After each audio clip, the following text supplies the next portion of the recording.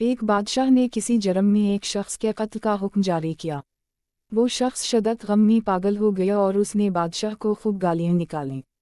وہ کہتے ہیں کہ جب بندہ جان سے جانے لگتا ہے تو جو اس کے دل میں ہوتا ہے وہ کہتا جاتا ہے بوقت ضرورت۔ جب بندہ بھاگ نہ سکے تو جلدی میں ہاتھ سے تلوار کی نوک کو بھی پکڑ لیتا ہے، اور عربی زبان کے ایک شعر کا مفہوم ہے،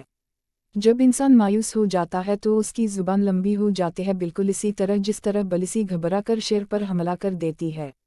بادشاہ اس شخص کی بولی سمجھ نہ سکتا تھا، اس لیے وہ نہ جان سکا کہ یہ شخص اس کے متعلق کیا کہہ رہا ہے۔ بادشاہ نے اپنے درباریوں سے پوچھا کہ یہ شخص مجھے کیا کہتا ہے۔ بادشاہ کے ایک نیک دل وزیر نے بادشاہ سے کہا کہ یہ کہتا ہے کہ وہ لوگ بہت اچھے ہوتے ہیں جو غصہ کو پی جاتے ہیں اور لوگوں کو معاف کر دیا کرتے ہیں۔ بادشاہ نے جب یہ سنا تو اس کا دل نرم پڑ گیا اور اس نے اس شخص پر ترس کھاتے ہوئے اسے معاف کر دیا۔ بادشاہ کے جس نیک دل وزیر نے اس شخص کے متعلق یہ کہا تھا، اس کے مخالف وزیر نے جو کہ اس سے حسد کرتا تھا اور موقع کے انتظار میں تھا، اس نے بادشاہ کو اس کے خلاف بھڑکاتے ہوئے کہا کہ ہمیں یہ زیب نہیں دیتا کہ ہم بادشاہ کے سامنے رجھوٹ نہیں، اور وہ شخص بادشاہ سلامت کو گالیاں دے رہا تھا، جبکہ یہ وزیر موصوف کہتے ہیں کہ وہ بادشاہ سلامت کی تعریف کر رہا تھا۔ بادشاہ نے جب دوسرے وزیر کی بات سنی تو اس پر غصہ کا اظہار کرتے ہوئے بولا کہ اسے بدبخت،